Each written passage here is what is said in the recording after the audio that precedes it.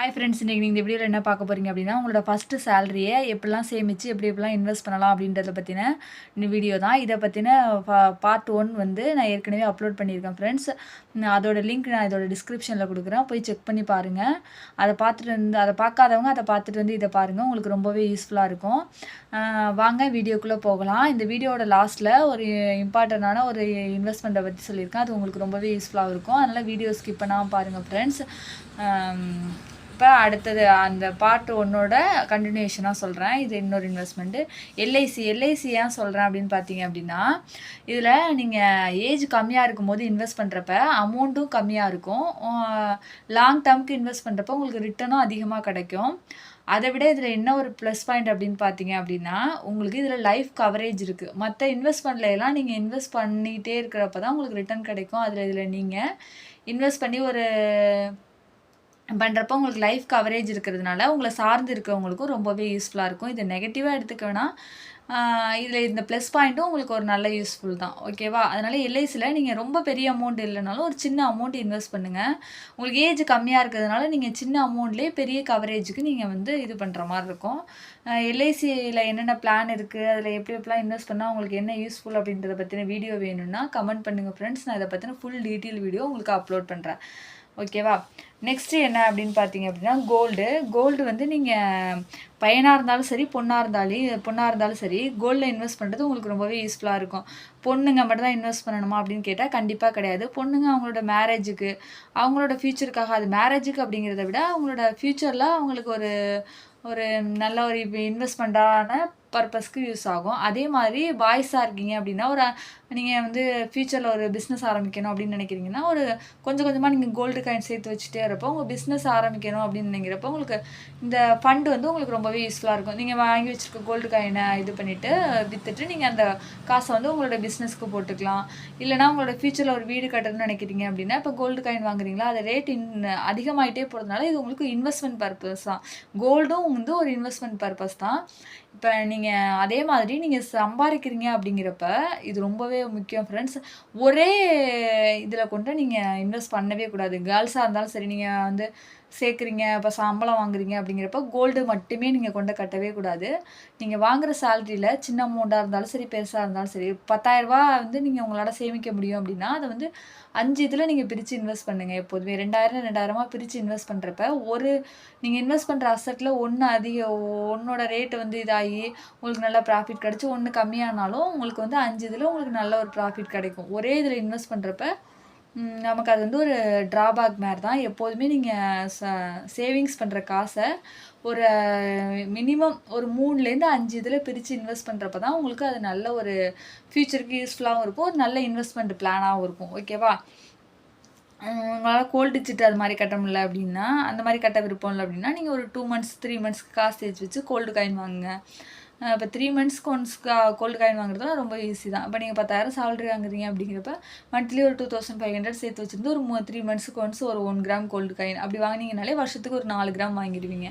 அது மாதிரி உங்களோட சேலரி அதிகமாகிறப்ப அதுக்கேற்ற மாதிரி உங்களோட சேலரியை பிரித்து நீங்கள் சேர்த்து வச்சுட்டே இருப்ப பாய்ஸாக இருந்தாலும் சரி, கேர்ள்ஸாக இருந்தாலும் சரி, எல்லாத்துலேயுமே பிரித்து இன்வெஸ்ட் பண்ணுங்கள். உமன்ஸாக இருக்கிறப்போ கோல்டு ரொம்பவே பிடிக்கும். அதனால் நீங்கள் அதிகமாக இப்போ நீங்கள் 10,000ல் ஒரு மினிமம் 4,000 5,000 அது மாதிரி இன்வெஸ்ட் பண்ணிக்கோங்க. பாய்ஸாக இருக்கீங்க அப்படின்னா மினிமம் 2,000 வந்து நீங்கள் கோல்டில் இன்வெஸ்ட் பண்ணுறது உங்களுக்கு நல்லது தான். ஏன்னா உங்களுக்கு ஃப்யூச்சருக்கு அதுவும் யூஸ் ஆகும். அதே மாதிரி ஸ்டாக் மார்க்கெட், மியூச்சுவல் ஃபண்டில் நீங்கள் ஒரு ஸ்டாக் கூட வாங்க முடியும். இப்போ மந்த்லி நீங்கள் ஒரு படத்துக்கு போகிற காசில் ஒரு ஸ்டாக் வாங்கலாம். இப்போ உமன்ஸாக இருந்தீங்கன்னா ஒரு டாப் எடுக்கிற காசில் ஒரு ஸ்டாக் வாங்கலாம். அதை பற்றி ஆனால் ஃபுல் டீட்டெயிலாக படிச்சுக்கோங்க. படித்து தெரிஞ்சுக்கிட்டு எந்த ஸ்டாக் வாங்குறதுனால உங்களுக்கு யூஸோ அதில் ரொம்ப நீங்கள் இப்போ தான் சேலரி வாங்குறீங்க, உங்களுக்கு அதை பற்றி தெரியாது, அந்தளவுக்கு நாலேஜ் இல்லை அப்படின்னா ஓரளவு படித்து தெரிஞ்சுட்டு ஒவ்வொரு ஸ்டாக் மந்த்லி ஒரு ஸ்டாக்கு 2 ஸ்டாக் அது மாதிரி வாங்கி சேர்த்துட்டே வரப்போ லாங் டேர்முக்கு வரப்போ உங்களுக்கு மார்க்கெட் ஏறினாலும் இறங்கினாலும் ரொம்பவே லாஸும் ஆகாது. அதே மாதிரி லாங் டேர்முக்கு இருக்கிறப்ப அதில் ஒரு நல்ல பெனிஃபிட்டும் உங்களுக்கு கிடைக்கும். நீங்கள் சும்மா ஒரு டீ குடிக்கிற காசில், ஒரு ட்ரெஸ் எடுக்கிற காசு, ஒரு படத்துக்கு போகிற காசில் ஒரு சின்ன சின்ன ஸ்டாக்காக நல்ல ஒரு கம்பெனியாக பார்த்து நீங்கள் வாங்கிக்கிட்டே வரலாம். இது என்னோடய நாலேஜில் நாங்கள் இப்படி தான் பண்ணுவோம், அதனால் என்னோடய நாலேஜில் உங்களுக்கு சொல்கிறேன், ஓகேவா? நெக்ஸ்ட்டு அப்படின்னா நான் சொன்னேன்னா உங்களுக்கு லாஸ்ட்டாக பார்க்குறதுனால ஒரு யூஸ்ஃபுல் இருக்குது அப்படின்னு, அதை பற்றி தான் இப்போ பார்க்க போகிறீங்க. அது என்ன அப்படின்னு பார்த்தீங்கன்னா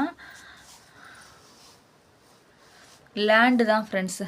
லேண்ட் நீங்க லேர்ன்டு வந்து எப்படி வாங்கலாம்? அப்ப நாங்க இப்ப தான் சேலரியே வாங்குறோம். லேண்ட்லாம் வாங்க முடியுமாங்க சேலரில அப்படின்னு கேட்டீங்கன்னா, கண்டிப்பா முடியும். எப்படின்னு பார்த்தீங்கன்னா, இப்போ மந்த்லி நீங்க வந்து 10,000 எல்லா இதுலயும் ஒரு 2,000, 3,000 இன்வெஸ்ட் பண்ண போக, பேலன்ஸ் உங்கள்ட்ட மந்த்லி 10,000 இருக்கு அப்படின்னா, ஒரு 2 இயர்ஸ்க்கு ஒரு ஆர்டி மாரி போட்டுட்டே வாங்க. போட்டுக்கிட்டே வரப்போ உங்கள்ட்ட கையில வந்து 2,40,000 அதாவது ரூ. 2,40,000 இருக்கும். அதுல எப்போதுமே நீங்க மெயினான இடத்துல இப்ப சிட்டி சென்டர்லயோ, இல்ல சென்னையா இருந்தீங்கன்னா பெரிய பெரிய ஏரியால வாங்கணும் அப்படிங்கிறத விட்டுட்டு, எல்லாருக்குமே இப்ப சென்னையில இருந்தாலும் சரி, வேற எந்த ஊர்ல இருந்தாலும் அவங்கவங்களுக்கு ஒரு சொந்த கிராமம்னு ஒண்ணு இருக்கும். அந்த கிராமத்துல இடம் வாங்கணும்னு யோசிச்சீங்க அப்படின்னா, அங்க ரேட்டும் உங்களுக்கு ஓரளவு அஃபோர்டபுளா இருக்கும். ப்ளஸ் என்ன அப்படின்னா, நீங்க விவசாய நிலம் வாங்குறப்ப விவசாயம் பண்ணணும்னா பண்ணலாம். இல்லன்னா குத்தகைக்கு விட்டு இன்னொருத்தவங்கள்ட்ட பண்ண சொல்லலாம். அதனால அதுலேருந்து உங்களுக்கு ப்ராஃபிட் வர ஆரம்பிக்கும். அப்படி இல்ல அப்படிங்கிறப்ப, நீங்க சின்ன சின்ன ஃப்ளாட்டா வந்து அவுட்டர்ல வாங்கலாம். அது உங்களுக்கு ரேட்டும் கம்மியா இருக்கும். இப்ப நீங்க சிட்டி சென்டர்லயோ, இல்ல நீங்க இருக்கிற இடத்தோட மெயின் இடத்துல வாங்கும்போது உங்களுக்கு வந்து காசு ஒரு ஸ்கொயர் ஃபீட் வந்து 3,000, 2,000 அந்த மாரி இருக்கும். அதுவே நீங்க அவுட்டர்ல வாங்கும்போது 300, 400 அந்த ரேஞ்சுக்குலாம் இருக்கிறப்ப, நீங்க ஒரு 2 இயர்ஸ்க்கு மணி சேவ் பண்ணி அந்த இதில வாங்கலாம். இதில என்ன பெனிஃபிட் அப்படின்னு பார்த்தீங்கன்னா, ஒரு சின்ன சின்ன நீங்க வந்து இப்போ ஒரு 2 வருஷம் கழிச்சு ஒரு ஒரு 1000 ஸ்கொயர் ஃபீட் வாங்கி போட்டு வைக்கிறீங்க அப்படின்னா, இப்போ நீங்க ஒரு 22, 23 வயசுல வாங்குறீங்க அப்படின்னா, உங்களோட 30 வயசுல நீங்க வீடு கட்டணும்னு ஆசைப்படுறீங்க அப்படின்னா, அந்த லேண்ட் வந்து உங்களுக்கு நல்ல ஒரு இன்வெஸ்ட்மென்ட் பர்ப்பஸா இருக்கும். நல்ல இன்க்ரீஸும் ஆயிருக்கும். இப்போ நீங்க வந்து 300 அந்த மாரி வாங்குறீங்க அப்படின்னா, பெர் ஸ்கொயர் ஃபீட் 300 வாங்குறீங்க அப்படின்னா, ஒரு 5 இயர்ஸ் கழிச்சு உங்களுக்கு மினிமம் ஒரு 700ஆவது ஏறி இருக்கும். அதனால உங்களுக்கு வந்து எப்போதுமே லேண்ட்ல என்ன ஒரு ப்ளஸ் பாயிண்ட்னா, நீங்க வாங்குறத விட கம்மியா எப்போதுமே நீங்க விற்க போறது கிடையாது. அதனால அது உங்களுக்கு அந்த அளவுக்கு லாஸ் வந்துராது. ஓகேவா? அது மாரி உங்களுக்கு ம் லாபமும் அதிகமா தான் இருக்கும். மினிமம் ஒரு 5% மேலயாவது உங்களுக்கு லாபம் அதுல இருக்கும். அதனால நீங்க ஒரு சின்ன சின்னதா வாங்கி போட்டுட்டு, நீங்க பெருசா ஒரு லேண்டோ, இல்ல பெருசா ஒரு வீடோ கட்டுறப்ப அத நீங்க இது பண்ணிக்கலாம். இல்ல அந்த இடத்துலயே வாங்கி போட்டு நீங்க ஒரு ஃபார்ம் ஹவுஸ் மாரி கட்டிக்கலாம். இல்ல உங்க சொந்த ஊர்ல வாங்குறப்ப நீங்க விவசாயம் பண்ணிக்கலாம். அதனால இதுல பெரிய பெனிஃபிட் இருக்கு ஃப்ரெண்ட்ஸ். அதனால நீங்க இப்ப தான் சின்ன வயசா இருக்கும்போது சின்ன சின்னதா ரொம்ப பெருசா வேணாம். சின்ன சின்னதா அவுட்டர்ல வாங்கலாம். இல்ல வில்லேஜ்ல அது மாரி கொஞ்சம் கொஞ்சமா காசு சேர்த்து நீங்க வாங்குங்க. இது ரொம்பவே பெஸ்ட்டு என்னைய பொறுத்தளவு. நான் என்னோட அனுபவத்துல சொல்றேன். ஓகேவா? அது மாரி என்னோட வீடியோ பிடிச்சிருச்சுன்னா ஷேர் பண்ணுங்க ஃப்ரெண்ட்ஸ். கமெண்ட் பண்ணுங்க. கொஞ்சம் சப்போர்ட் பண்ணுங்க. Thank you.